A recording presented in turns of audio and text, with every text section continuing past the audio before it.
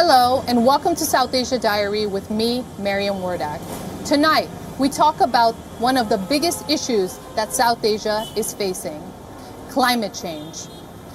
The region, where almost all nations fall in developing categories, has faced some of the worst effects of climate change in the last few years. This even after their contribution to the phenomenon has been near negligible. With COP27 Egypt in focus, we talk about the existential need for climate action in South Asia.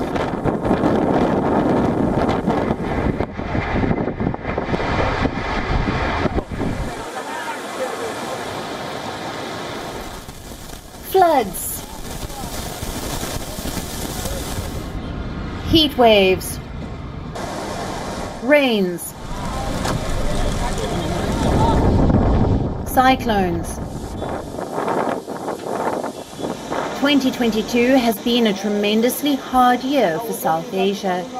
The region, standing at the forefront of climate crisis, has witnessed extremes never seen before.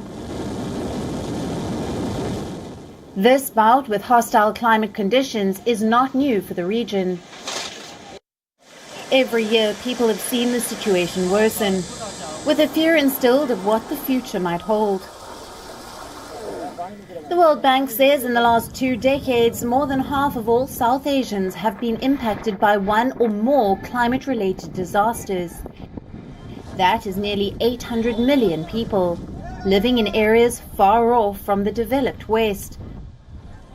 Millions of people who played next to no role in bringing in the crisis that threatens their existence. The scale of these disasters is not just testing the limits of the people, but also governments. Administrations across the world are trying hard to adjust to the new normal, as conditions continue to take a rising financial toll. World Bank numbers say that South Asian nations will incur costs of over $160 billion a year because of global warming. If developing countries are to continue to invest in the climate action that they need to take in the long term and the short term, they need to see those funds flow from the developed countries who have greater historical responsibility for the causes of climate change. So it has to happen. The money has to flow, the resources, the support, the technology, the capacity building have to be there. And it's really important for us all to remember that no one country can find its way out of this crisis alone. It is a collaborative effort. We have to work in solidarity with all countries. And that means the wealthier have to support those with fewer means to make the changes.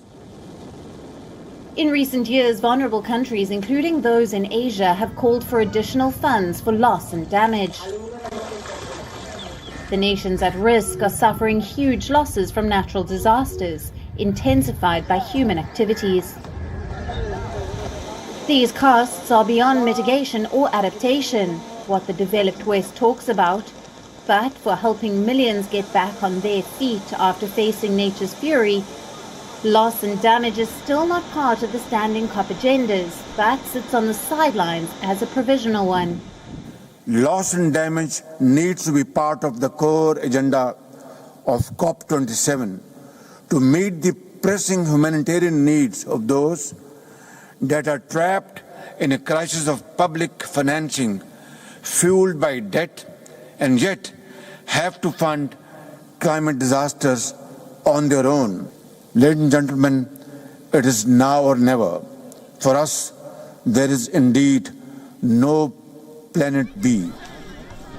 While vulnerable nations fight for their demands for compensation, emissions are on the rise worldwide. Western nations are burning fossil fuels to minimize the energy fallout from the Ukraine war, despite their previous promises of going green. The ground reality is that the fossil fuel-based industrialized countries of G7 and G20, who have been the main promoters of green hydrogen, are now backtracking to use fossil fuel. Such double standards are unacceptable. Developed nations should be giving leadership to overcome climate challenges rather than abdicating their responsibilities. These countries are doing their bit, coming up with climate-resilient projects, helping people mitigate the impact, pooling funds for the affected, But that is not enough. Much of the damage caused is irreversible. It will take commitment and checks to minimize the impact on the population, to help the millions who are at risk of losing everything, who are at risk of becoming climate refugees if nations and industries continue to ignore the harsh reality and not act when there is still time. South Asia Bureau, WION, World is One. Also on the show,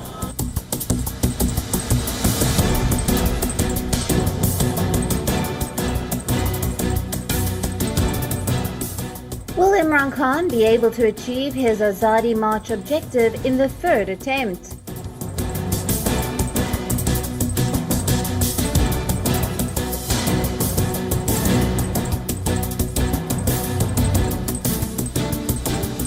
Taliban bans women in Kabul from fun fairs and public parks.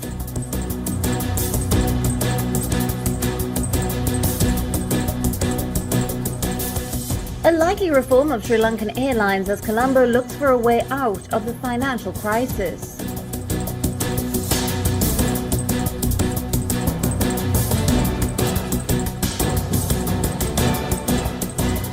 Challenges patients face for skin donation in India and concerns of the country's burn victims.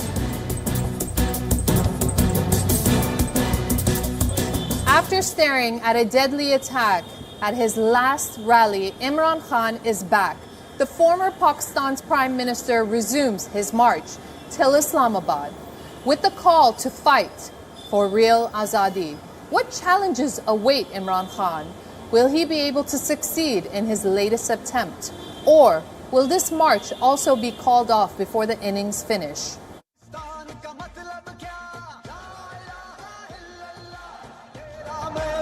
सवाए अल्लाह के मैं किसी के सामने नहीं झुकता।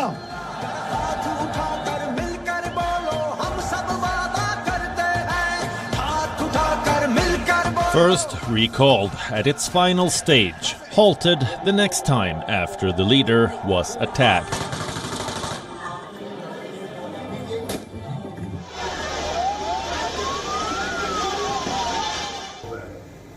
And now, former Pakistan Prime Minister Imran Khan is back on the road. A week after he was shot, his party has resumed the real Freedom March. This time, Imran seemingly has a clear plan. He joins the long march at a later stage. That is, once he fully recovers. The PTI chairman will lead his touted rally from Rawalpindi. And until then, party leaders and close aides Shah Mahmood Qureshi and Asad Umar will take hold of the baton. जब तक मैं जिंदा हूं मैं इसकी पूरी जद्दोजहद करूंगा। जब तक मैं जिंदा हूं मैं कभी पीछे नहीं हटूंगा और मैं इंशाल्लाह पिंडी पहुंचूंगा और जब ये काफिला इंशाल्लाह पिंडी पहुंचेगा मैं इनको वहां रिसीव करूंगा और मैं सारे पाकिस्तान से अपने लोगों को इनवाइट करूंगा, सबको कहूंगा आए। The march is part of Khan's efforts to galvanize support against his removal from office. Back in April, the former Prime Minister was ousted from the office after a no-confidence motion. He has since then alleged that Pakistan's then-opposition parties colluded with the United States to unseat him from power, a claim he has not been able to substantiate with proof. But that has not stopped him. Ever since his ouster, Imran has been holding public rallies to demand snap elections. Polls in Pakistan are not due until late next year. There is one thing important about Imran's third attempt at the long march. It is the timing. In the coming month, Pakistan will witness one of its most crucial transitions, which will impact its policy as well as polity. Islamabad will appoint a new army chief as General Bajwa steps down. The military in the country has been an integral part of the political landscape for decades. And whosoever comes in next would be under great check, stress and security. आज एक तमाशा हो रहा है London में और ये किसी दुनिया के मुल्क में इस तरह का तमाशा नहीं होता. While Imran builds momentum ahead of his grand entry, the country's leadership is huddled in London to seek guidance from ex-Premier Nawaz Sharif. Then Prime Minister Shehbaz Sharif dashed from the COP27 summit in Egypt to the UK to hold discussions on the matter. A move slammed by Imran Khan as well as his party. He blamed the Sharif government for carrying out corruption, destroying Pakistan's economy, claiming that dishonest people are taking decisions about the future of the country. झूठ बोल के जो बाहर भागा हुआ London में बैठा हुआ है, अब वो फैसला कर रहा है और वो फैसला ये कर रहा है कि इलेक्शन, क्योंकि इलेक्शन में वो हार जाएगा इसलिए इलेक्शन नहीं करवाने. वो अपनी जात के लिए, अपनी करप्शन बचाने के लिए मेरे से डर के, उसे पता है क्योंकि इलेक्शन में हारना है, लिहाजा वो सारा मुल्क, आज हमारा सारा मुल्क के तबाह कर रहा है, तबाही की तरफ धकेल रहा है अपने आप को बचाने के लिए. With Imran Khan back on the road marching towards Islamabad, the political temperatures across the country are to be soared up. He says that this is a political storm. What remains to be seen is that will this storm turn out into something tangible, or will this remain a storm in a teacup? Anas Malik in Islamabad, Pakistan for WION's South Asia Bureau, World is One. No music, no films, no entertainment, and now no amusement parks as well. The Taliban have banned women from entering Kabul's fun fairs and public parks. Just months after segregating the spaces by gender, we look at how the Taliban is squeezing almost half of the population, the Afghan women, out of an ever-shrinking public space. The brutality towards women in Afghanistan is only growing with each passing day. The Taliban first said that women should not leave home without a male relative. Then they instructed them to cover their faces in public. And it does not just end here. They have also banned girls from middle and high school. And in the latest diktat, the Taliban have banned women from using parks and gyms in Afghanistan. A few days ago, people from the Vice and Virtue Ministry came and told us that our leaders have ordered that women will be banned from parks and that parks will only be open for men. A spokesperson from the Ministry of Virtue and Vice said that the ban was being introduced because people were ignoring gender segregation orders and they were not wearing the required headscarf. Women in Kabul have cited their concern over the new diktat. A Kabul resident said that she wanted to take her grandchild to the park but was turned away. The new rule further squeezes women out of an ever-shrinking public space. It is not fair to close the parks for women because men and women both need entertainment. If the women stay at home and do the chores, they will get depressed. They must visit a park once a week, and entertainment is every citizen's right, both men and women's. The rule of Taliban 2.0 has been extremely grave for the Afghan women. They have been forced to lead their lives as a second-class citizen, stripping them of their basic rights. The Taliban says that they are respecting women's rights in accordance with their interpretation of the Islamic law. But since the time Taliban has taken over Afghanistan, it promised women's rights, media freedom. But 14 months later, and the crisis for women and girls in Afghanistan is escalating with no end in sight. South Asia Bureau, WION, World is One. Looking at its only option out of the all-absolving financial crisis, Sri Lanka will soon restructure thousands of companies as agreed under the IMF bailout deal. And topping the list are the airlines. How will the restructuring impact the country's money drainer, its biggest airline company? We find out.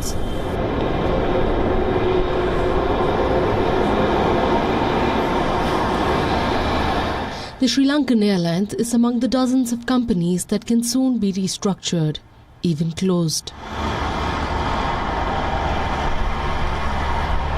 Under IMF's bailout deal with the South Asian nation, the state-owned airlines employing nearly 6,000 people, is on top of the list of reforms as it continues to bleed money.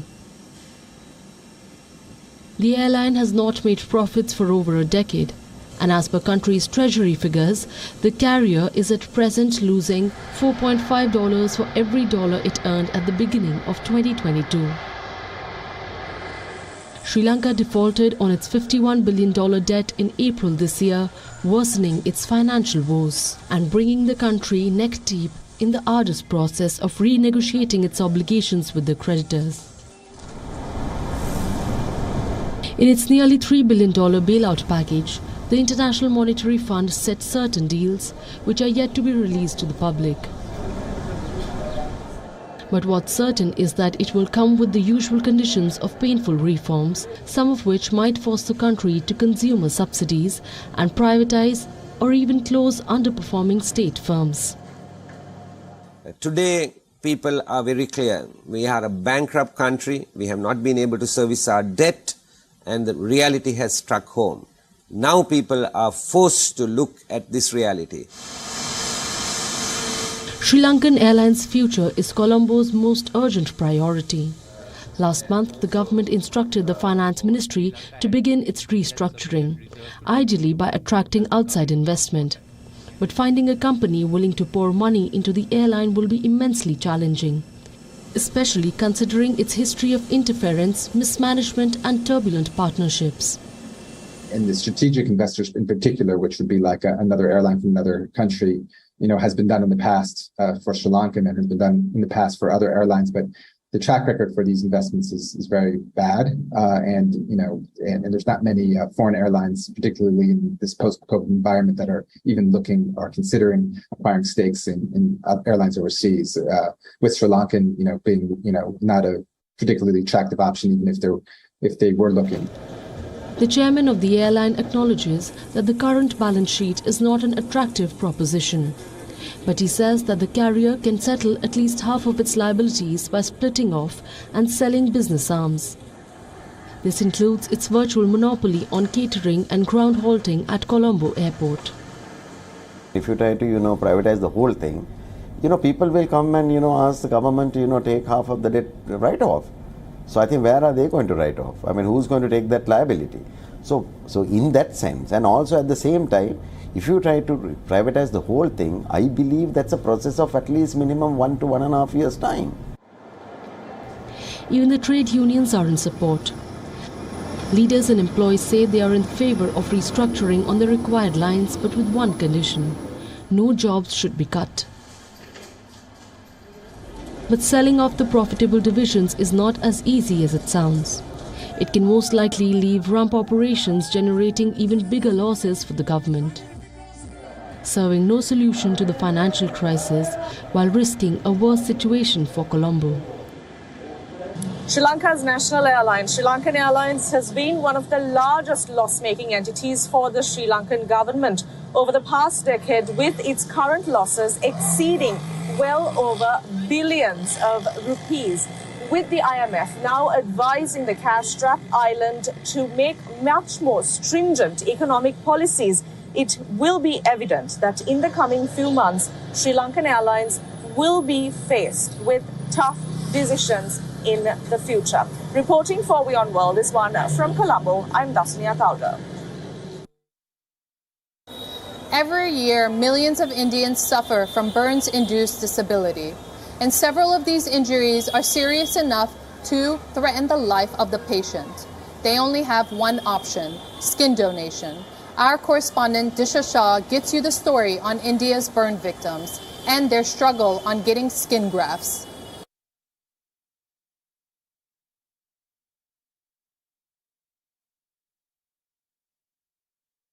Skin is the largest human organ.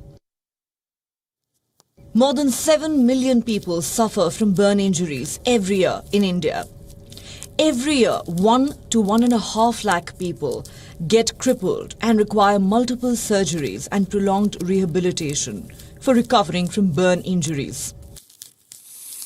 Burns are the second largest group of injuries after those caused by road accidents. On a global scale, India accounts for a huge burden of burn-related deaths, and the survival of burns patients critically depends on the availability of skin. Skin donation is an important aspect of the treatment of burn injuries. And India, doctors say, has an acute shortage of skin for patients in need of this organ. When the burn percentage is more than 40 to 50%, then the patient's own skin is not adequate to cover the burn wound. Therefore, the need for skin substitutes. Mumbai needs about 150 skin donations a month. We are able to get only about 20 to 30 donations a month. There's a big shortfall of 120 donations. Now, it is not that people in India do not want to donate. It's just that they're not aware that skin is also an organ or a tissue which can be donated. So it's imperative that we create more and more awareness about this concept of skin donation so that more lives can be saved. When the skin gets badly burnt or damaged, it cannot repair or regenerate itself without help. For patients with severe burn injuries, one way to promote healing is by covering the wound with allografts, skin from an organ donor. If the burnt area is not immediately covered with some skin substitutes, then patients are prone to infection, fluid loss, and ultimately death. The skin is taken from the thighs, back and legs. It doesn't disfigure the entire body.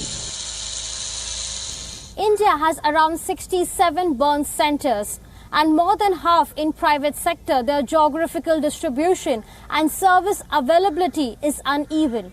Experts say that lakhs of people need skin, but only hundreds donated. And the primary reason behind this is awareness on skin donation. We can give advertisements in the newspapers, in the media, even the celebrities can come forward and advertise for the skin donation. They should understand the importance of skin donation, why it is required. It should be a must, in a country like Netherlands, I would say that all the dead persons donate skin, and Netherlands is such a small country, provides skin to whole of Europe. So we should understand and we should take an example. Donor skin can be frozen and stored for long periods, say up to 5 years. Cities in India such as Mumbai, which has a skin bank, can store donor skin and make it available to burn victims who need it. South Asia Bureau, WION, World is One. That's all we have for you on this episode of South Asia Diary. We'll be back next week with a brand new lineup of stories. Until then, stay safe. I am Mariam Wardak and you are watching WION, World is One.